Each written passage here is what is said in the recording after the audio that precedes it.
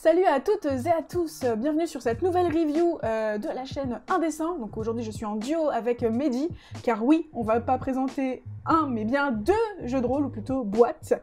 D'ailleurs, Mehdi va nous expliquer un peu plus quel est le concept de ces petites boîtes tout de suite. Oui, mais avant, je vais te poser une question importante. Oui. Est-ce que ça va? Tout à fait, ça va très très bien. Effectivement, c'est très important. Moi aussi, et toi? Ça va. Ben oui, je suis totalement reposé de ma période de... Donc ça va bien. Et j'espère que les gens qui nous écoutent vont bien aussi. Malgré cette période toujours plus anxiogène. Mais bon, trêve de bavardage, on va parler de ce que c'est, en fait, apérole.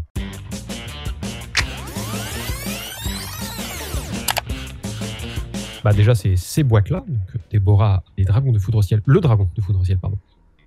Et moi, j'ai les disparus de Markham High. Ce sont des boîtes pour découvrir le jeu de rôle en moins de 2 heures. Donc c'est 1h30, mais c'est à peu près ça, en fait, comme durée. Du côté du dragon de foudre au ciel, on a du Medfan en termes d'ambiance, donc du classique, des elfes, des nains, des anneaux et des tours de sorcier. Et du côté de Markham High, on a du Lovecraft / Cthulhu / slasher, puisque du coup, bien faire des répétitions. On va avoir une ambiance assez un peu rapide, en fait, un peu sombre et puis assez tranchante, en fait, au niveau du style d'histoire. Ok, en tout cas c'est très cool, ça a l'air très cool, mais du coup je voulais savoir, et puis pour tous les auditeurs et les auditrices qui sont un peu friands de ce genre d'informations, qui c'est qui édite ces deux boîtes? Alors, il s'agit de Hachette Heroes, qui est un studio d'Hachette, du coup, le célèbre groupe qui travaille plutôt en librairie, du coup. Hachette Heroes est plutôt axé pop culture, donc ils ont sorti quelques escape box aussi récemment, à peu près en même temps qu'Apérole d'ailleurs. Et ces boîtes d'Apérole, justement, ont été créées par Thibaut Villanova, donc c'est Gastronogeek. Elles ont été illustrées par Bérangère Demoncy, qui est l'illustratrice des deux boîtes. Donc, Gastronogeek, si jamais tu connais pas, il fait pas mal de cuisine, du coup, mais avec pas mal de culture geek. Et il avait fait un supplément de cuisine pour Les Ombres d'Estérène, d'ailleurs, il y a quelques années.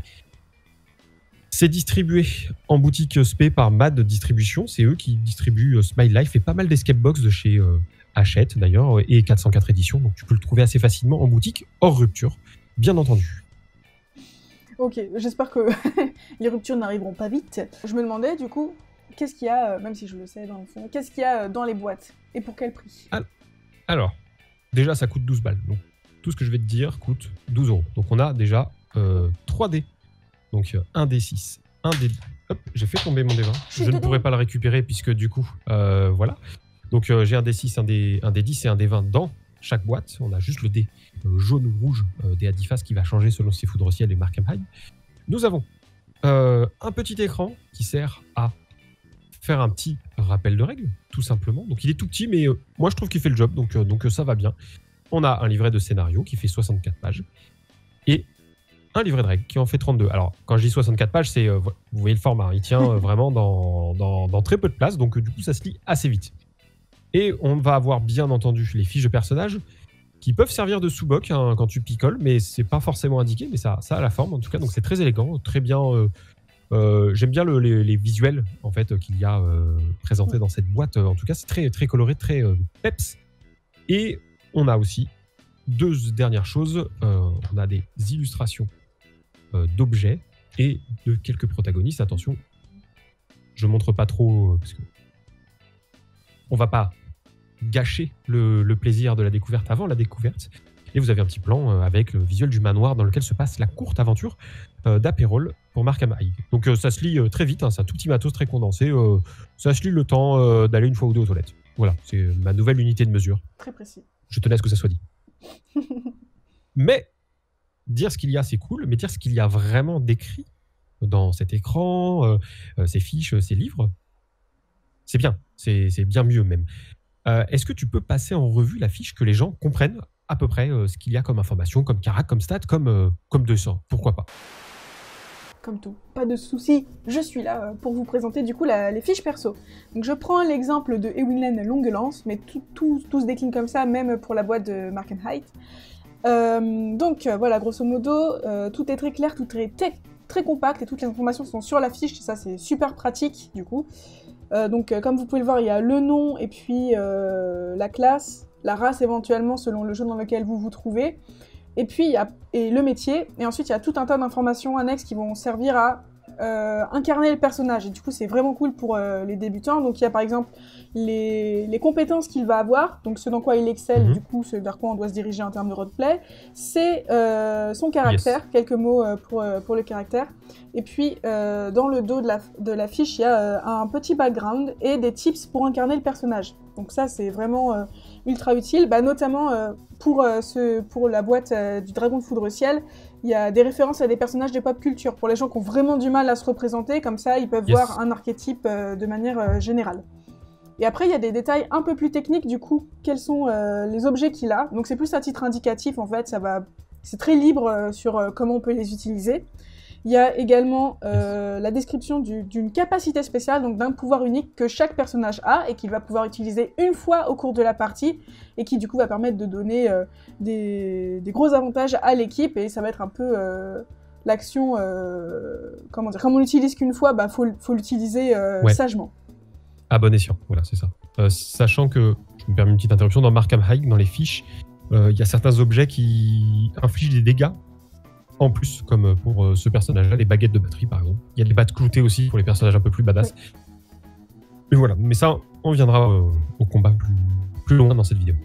Plus après. Et puis du coup, pour faire la transition avec le système de règles, justement, il y a aussi ce qui correspond aux caractéristiques du personnage au dos de la fiche. Donc, il y a 3 caractéristiques. Il y a l'investigation, la vigilance et le combat, avec du coup les modificateurs et les dés qu'il faut lancer. À ce propos... D'ailleurs, il y a les dés, 1 des 6, des 20, des 10. Les accos, on voit qu'il y a plusieurs caracs chiffrés en dés avec des bonus et des malus sur la fiche. Comment est-ce qu'on fait une action? Comment est-ce qu'on lance les dés à Aperol? Tu vas voir, c'est très simple et c'est plutôt bien pensé. Du coup, il y a, on va dire, un dé pour chaque type d'action. Par exemple, le D6 va servir pour les tests d'investigation et de vigilance. Donc, ce que ça représente, c'est tout simple. L'investigation, c'est quand on veut réunir des informations, trouver des objets cachés. Vigilance, c'est plus tout ce qui est perception, est-ce que quelqu'un est en train de nous espionner, etc. Donc, le MJ et le joueur ou la joueuse vont lancer chacun un D6 et le résultat du lancer de dés du MJ va définir la difficulté que doit dépasser le joueur. Donc ça, c'est pour l'investigation et la vigilance. Ensuite, il y a le combat qui se fait avec le D10. Donc ça fonctionne pareil que pour la bagarre. Ça fonctionne pareil que pour les autres GD. Le MJ et le joueur lancent de leur côté. Celui qui fait le plus haut score va réussir son action.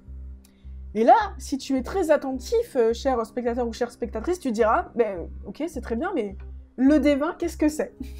Alors, il y a 2 points à savoir pour le D20. Parfois, pour le dé de combat, le MJ va avoir à lancer un D20 à la place du D10. Quand je dis parfois, vous allez voir, en fait, c'est un peu tout le temps, on expliquera ça après. Et il y a une autre mécanique supplémentaire qui est assez cool, c'est l'action de panache. En fait, c'est quand un joueur va vouloir se dépasser, il va faire une action particulièrement héroïque, il va la décrire, il va mettre des paillettes, des explosions, tout ce qui lui plaira. Si les autres joueurs et joueuses autour de la table valident le fait qu'il va réussir son action, ils vont rajouter chacun un D6 à son action. Donc si toute la table est d'accord et que vous êtes 4, admettons, le joueur en question va lancer 4 D6 et le MJ, lui, le MJ ou la MJ va lancer un D20 qui sera pareil en opposition pour savoir si ça réussit ou pas. Bon, ce qu'il faut savoir, c'est que si tu réussis pas, ça peut se solder légèrement par la mort, donc faut quand même faut en vouloir. Faire attention, c'est ça. C'est cool qu'il y ait cet aspect un peu esprit de groupe finalement. Si tout le monde est motivé par l'action, ça a plus de chances de réussir et c'est très cool. C'est un point de règle sympa de cumuler tous les dés là, comme ça. Du coup, très simple, tu lances les dés côté MJ, côté PJ. Le plus gros score l'emporte. Voilà, simple, facile à lire. C'est a priori une bonne quelque chose d'assez accessible pour tout le monde. Exactement. Mais il y a d'autres trucs qu'on veut savoir. Et oui, il y a d'autres trucs qu'on veut savoir. Nous voulons savoir. Ce qu'il y a dans les livrets de règles. Ah non, pas ça, d'accord, ok. Oui, ce qu'il y a dans les livrets. Pardon, je me perds quelque part au Capitole à Washington. Du coup, alors il y a 2 livrets. Il y a le livret de scénario à chaque fois. Mais il y a aussi un livret de règles, du coup, à chaque fois, qui sera quasi identique à part les personnages et le contenu des objets spéciaux. Ça commence par une ode d'amour au jeu de rôle par Gastronomique, du coup, qui montre son amour fou pour ce hobby. Et puis, on va voir le résumé de chaque rôle, donc le rôle de MJ, le rôle de PJ, comment ça se passe plus ou moins, en détaillant plus ou moins les missions et droits et devoirs de chaque personne. Voilà, on a une 32 pages du coup qui t'explique tout ça, le système de jeu, comment lancer des tests de vigilance justement, d'investigation et de combat. Et on a le détail sur chaque personnage rapidement en fait en 4 lignes. Donc c'est moins long que le background évoqué sur la fiche. Mais du coup, ça permet d'avoir un œil dessus quand t'es MJ, sans piquer la fiche à quelqu'un. Et t'as le détail de chaque objet spécial, ce qu'il apporte, en gros, ce qu'il représente. C'est surtout du fluff, mais voilà. Donc il y a une ambiance assez sympa, assez peps, hein, comme je disais tout à l'heure. Puis t'as plein de trucs, des conseils pour incarner les personnages aussi. Bref, voilà, c'est plutôt ça se lit vite, comme je le disais tout à l'heure aussi. Et le livret de scénario, se lit tout aussi vite. Et du coup, voilà, qui se fait en 64 pages. Donc là, c'est marque à maille, mais il y a aussi le dragon de foudre au ciel. Mais là, je te laisse détailler un peu ce qu'il y a dans le livret de scénario. Le livret de scénario, il est très bien construit, je pense, pour des débutants. Donc, pareil, au début, un petit warning, ce livret n'est réservé qu'au maître du jeu. Donc ensuite, comment un maître du jeu doit mener la partie, quels sont ses objectifs aussi, de la même manière que dans l'autre livret. Ensuite, il y a un récapitulatif de tous les PNJ, donc essentiellement en fait des monstres, des opposants, on va dire. Et après, le scénario est expliqué et il se décline en 3 types d'informations, on va dire. Il y a les informations qui sont en bleu, qui correspondent à ce que le MJ doit lire. Donc c'est vachement bien pour quand on ne sait pas faire des descriptions d'ambiance et tout ça. Après, il y a en jaune ce que le MJ doit répondre quand les joueurs et les joueuses en fait, font des tests, par exemple de vigilance. S'il a réussi, qu'est-ce que tu dois dire, ce que tu dois donner comme information. Et enfin, en pas de couleur spécifique, des trucs qui sont réservés que au maître du jeu ou à la maître du jeu, par exemple. Notamment pour le combat, c'est ça. Les descriptions. Exactement. Et voilà. Et après, du coup, tout est très clair. On avance très bien dans le livret et ensuite c'est la fin de l'aventure. Voilà, et c'est la même chose dans les 2 livrets du coup, donc on va pas répéter en doublon ce qu'il y a dans Foudre au ciel et Markham, mais globalement voilà, quelque chose de très cadencé avec des encarts à lire, etc. Enfin, voilà, c'est bien organisé pour que tu puisses être prise en main petit à petit quand tu es MJ. Exactement. Donc voilà, ça se fait assez bien. Eh bien, on passe à la critique du coup. Puisque c'est la dernière partie de cette vidéo, on a fait un peu le topo sur comment jouer, ce qu'il y a dedans, etc. Maintenant, on va te dire ce qu'on en pense. Et comme d'habitude, on va commencer par les points négatifs, histoire de finir sur une bonne note, quand même, sur notre critique de Apérole. Je te laisse commencer, puis on fera un peu du ping-pong, entre guillemets, comme ça, et puis on va voir ce qu'on pense de cette boîte. Exactement. Moi, ma première critique, c'est un peu ce qui m'a sauté aux yeux quand j'ai lu notamment le livret de règles du maître du jeu, c'est qu'il y a malheureusement, en fait, la manière dont c'est écrit, c'est qu'on a vraiment l'impression qu'il y a une opposition entre le maître du jeu ou la maître du jeu et les joueurs ou les joueuses. Ouais. C'est vraiment, le MJ doit tout contrôler, c'est lui qui est responsable du truc, et en plus, il doit essayer de casser la gueule aux joueurs. Alors que, selon ma façon de voir le jeu de rôle, je trouve que c'est un peu archaïque, en fait, comme vision d'une partie de... Donc il y a ce problème-là que tu évoques, d'ambiance, dans le bouquin, TGCM, MJ Tout-Puissant, etc. Qui sont vus, revus. Peut-être que ça va bien pour des personnes qui débutent, mais bon, voilà, moi je trouve ça un peu bof. Ce qui m'a un peu plus gêné que ça, c'est le ton. Enfin, déjà, il y a des variations de ton entre un ton à l'oral, entre guillemets, un ton qui est écrit comme si on parlait, et un ton qui était écrit comme si on écrivait, en fait. Je sais pas les termes exacts de ces façons de faire. Puis du coup, ça s'alterne de manière pas toujours jouasse. Alors, c'est pas grave, ça t'empêche pas du tout de lire, mais voilà, c'est un peu plus d'uniformisation, je pense que ça aurait été plus clair et plus rapide.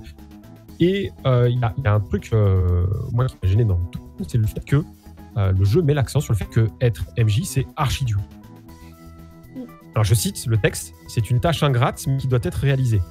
Donc, ça met tâche à un obstacle, comme ça. Donc c'est dommage pour une boîte d'intro JDR.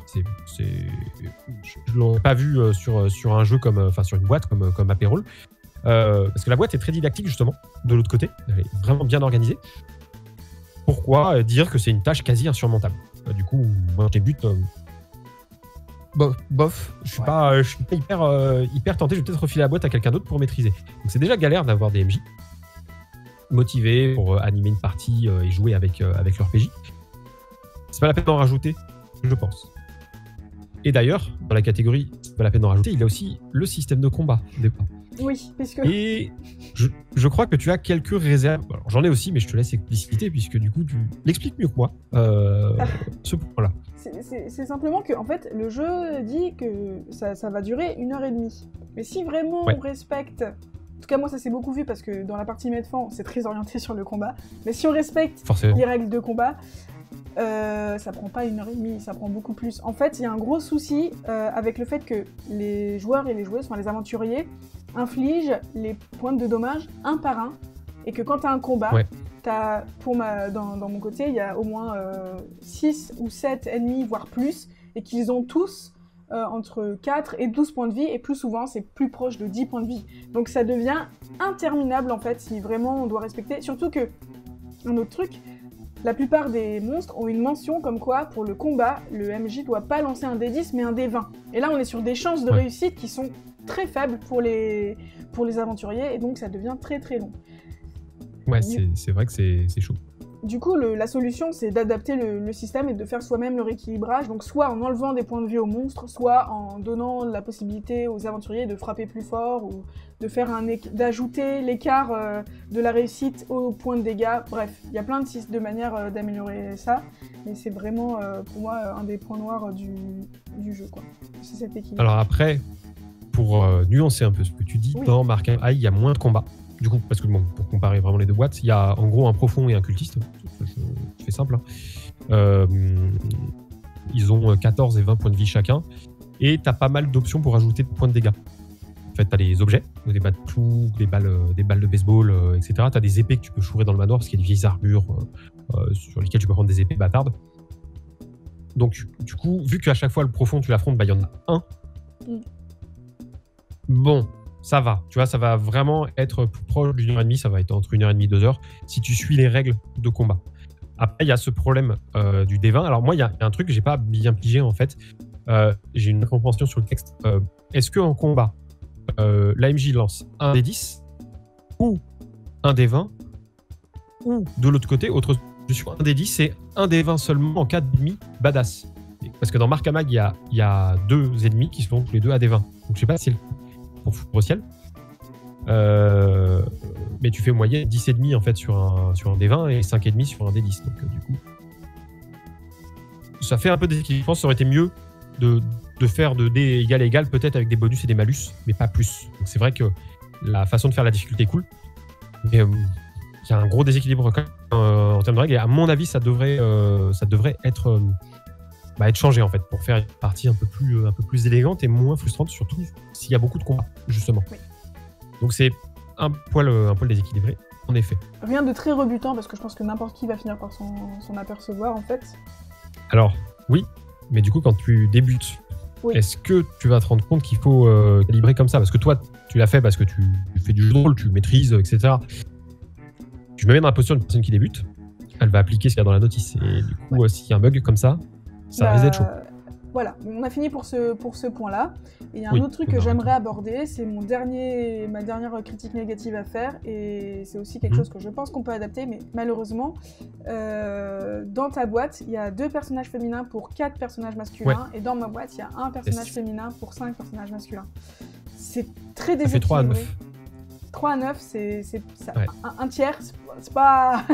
Je trouve ça dommage qu'on soit pas plus proche de moitié-moitié en fait. Surtout pour du jeu de rôle où même si les personnages sont assez typés et qu'il y a des illustrations, il y a quand même la possibilité de changer le genre de la personne en fait, ou ne serait-ce que t'adaptes un peu le nom, parce que Pour ma part, en fait, j'ai tendance à jouer, à essayer d'inclure des personnages, enfin des joueuses dans mes parties, et du coup, il n'y avait pas assez de personnages féminins pour le nombre de joueuses que j'avais. Donc, c'est facilement adaptable, mais je trouve ça dommage aussi, surtout pour un truc qui est sorti, qui est récemment sorti, quoi. C'est un peu dommage de pas avoir pris ça en compte. Ouais, je rejoins plutôt ton avis là-dessus. Avoir un peu d'équilibrage dans la matière n'aurait pas fait de mal, je pense. Même pour une boîte à la Cthulhu ou une boîte à la Medfund, il n'y a aucune raison de ne pas faire ce genre de répartition, à mon avis. Ça permet d'être un peu plus accueillant, un peu plus inclusif, mais bon. Ou de laisser le choix au genre. C'est ça. Il y a encore des choses à faire à la matière. Apérol n'est pas la seule dans cette situation, bien entendu. Mais il y a quand même des points positifs. Oui, bon voilà, on arrête de tirer sur l'ambulance. On passe sur les choses qu'on a trouvées cool. Du coup, je me permets de commencer cette fois, puis je te passerai la balle, et puis tu me passeras la balle, et je vais pas en détail, mais tu m'as compris. Le premier truc que j'ai trouvé cool, c'est la facilité avec laquelle on peut lire les ouvrages, en fait, les deux livrets de scénario et de règles. Alors, quand tu débutes, ça risque d'être plus long que pour moi, en fait, forcément, parce que tu n'es plus jeu de rôle, tu sais pas trop ce que c'est, etc. Globalement, le texte est bien écrit. On te guide très bien tout au long du livre. En fait, il y a des encarts, la maquette, elle l'aide à tout ça. Les encarts bleu-jaune, les explications du système en cours de scénario, les effets sont vraiment bien faits. Tu as les encadrés à lire. Alors, habituellement, je suis contre. Mais pour l'initiation, ça fait très bien le job. C'est comme les boîtes de Star Wars, en fait. Il y avait le cas sur ces boîtes-là. C'était très bien. Et ici, c'est plutôt bien fait. Les textes d'ambiance sont pas mal. Ça te restitue bien l'ambiance. En tout cas, sur vraiment la pression quand tu lis, malgré les pépins qu'on a abordés, c'est vraiment très facile d'entrer dedans. Oui. Tous les scénarios, même le scénario fonctionne très bien. Enfin, en tout cas, celui que j'ai lu fonctionne très bien. Ce qui est bien aussi, c'est qu'il y a comme je l'ai déjà dit, il y a des références à la pop culture. Donc, si vraiment on a du mal, on a cette porte d'entrée supplémentaire. Effectivement, tout est bien construit. Le fait que la fiche perso soit ultra synthétique, ça c'est génial. C'est cool. Donc, je trouve ça effectivement très, très accessible. Et tout ce qui est aussi, ça paye pas de mine, mais les petits dessins, les cartes et tout ça, pour les gens qui ont besoin, qui sont un peu plus, visuels, et ça marche très très bien. Qu'il y ait les illustrations des ennemis ou des objets qu'on va rencontrer ou même des cartes. Donc le matos supplémentaire qui pourrait sembler inutile, moi je pense que c'est très bien, qu'il est super efficace. Ouais, je suis d'accord aussi. Les illustrations sont vraiment, vraiment très bien fichues. J'aime bien le choix de couleurs qui est fait en fait surtout sur les illustrations de personnages.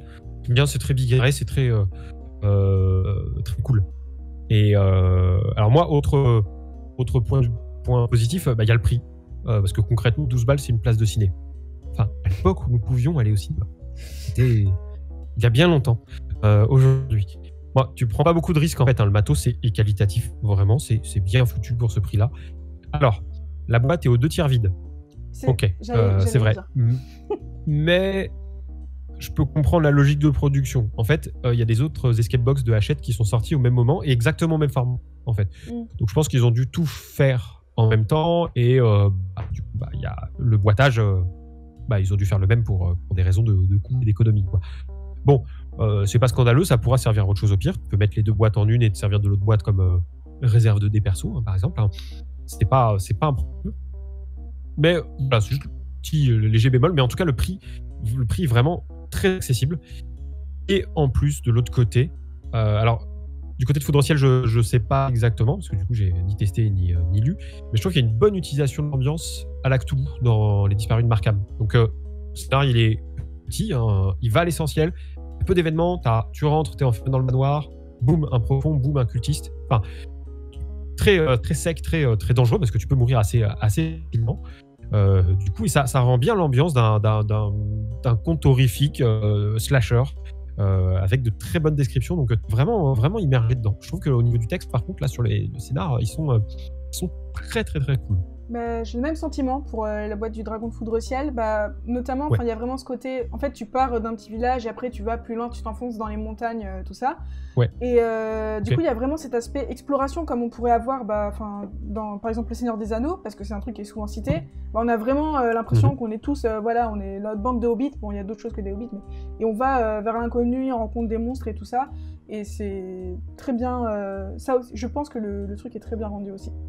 Mais Ouais, je voudrais juste c'est vrai. revenir sur ce que tu disais par rapport à la boîte. Aussi, au départ, je me suis dit, c'est vrai Oui. qu'elle est un peu grosse pour ce qu'il y a dedans. Mais finalement, je me suis dit, ça rentre dans un sac. Tu peux l'amener genre en soirée ou dans un bar, machin. Et ben, ça prendra des coups, mais c'est pas grave, ça tiendrait parce que c'est... La boîte, elle est, c'est elle bien, est fatasse, quoi. Donc, bien mastoc. Enfin, la boîte est quali, hein, vraiment. Et le matos de manière générale aussi, Ouais, je trouve. ouais, c'est vrai que c'est cool. Et maintenant, la question qu'on se pose toutes et tous, c'est est-ce que la promesse du fait que Apérole est un jeu de rôle d'initiation est marquée? Est-ce que pour toi, c'est un bon jeu de rôle pour l'initiation et pour la découverte? Alors, pour moi, oui. Clairement, je vais la réutiliser pour faire de l'initiation. Dans le cas où une boîte de Destart ne rentre pas dans mon sac, tu vois, effectivement, Apérole, ça fera très bien le job. Il y a juste quelques pépins sur le ton du texte, comme je te disais, et l'équilibrage et la précision de certains points de règles qui, à mon avis, doivent être changés, notamment les règles de combat. Mais à mon avis, ça me paraît pas déconnant en plus, et ça paraît très déconnant, très pertinent, pardon, de sortir plus de matos sur ce format-là, par Hachette Heroes, justement. D'autres scénarios, d'autres boîtes. Vraiment, c'est... Et même si tu es une boutique, je te conseille de le commander pour l'avoir en rayon, parce que c'est quelque chose de très accessible, qui te permettra à ta clientèle, en fait, de commencer le jeu de rôle à moindre frais, simplement, parce que un peu plus de 10 balles, vraiment. Donc, ok, il y a des pépins, mais ouais, c'est...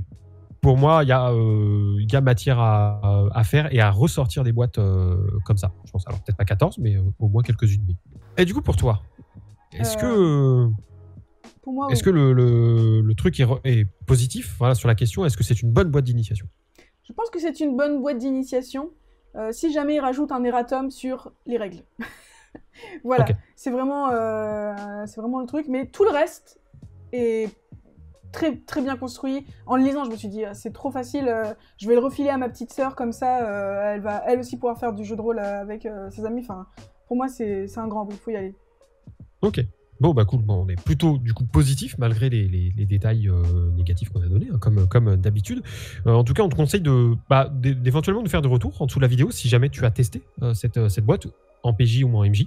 On serait bien curieux de savoir ce que tu en as pensé. Si tu as des retours autres que les nôtres à faire, bah, franchement, mets-les en commentaire. On répondra le plus vite possible.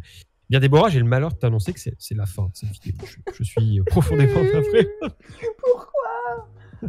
Mais on revient très prochainement, dans quelques jours. Hein. Alors, soit en live, hein, soit sur une autre vidéo YouTube ou un podcast, hein, qui sait. Et bon, comme je te disais, tu as tout dans la description de la vidéo au-dessus des commentaires. Donc, n'hésite pas à utiliser les liens pour ça. Et à nous contacter sur les réseaux sociaux, hein, Facebook, Twitter, Instagram, sur notre chaîne YouTube et aussi sur Discord, sur lequel on parle un peu de tout et de rien, mais surtout de jeu. Voilà. Donc, merci Déborah, c'était super cool d'avoir fait encore cette review à deux. C'était bien bonnard, même si on a quelque peu galéré. Pour vous dire, c'est la 3e fois qu'on enregistre la vidéo. Exactement, on a essayé une plateforme en bêta qui ne s'est pas montrée très docile, on va dire, ou à moins que ce soit ma connexion, c'est peut-être quelque part entre les deux, mais bon, bref, on a réussi à le faire finalement. En tout cas, d'ici une prochaine vidéo ou autre chose qu'on publie sur YouTube ou Encore ou sur une bêtise qu'on mettrait sur Discord, on te souhaite une bonne journée, une bonne soirée, selon l'heure à laquelle tu écoutes cette vidéo. Et puis, surtout, prends soin de toi. Et à la prochaine. À la prochaine.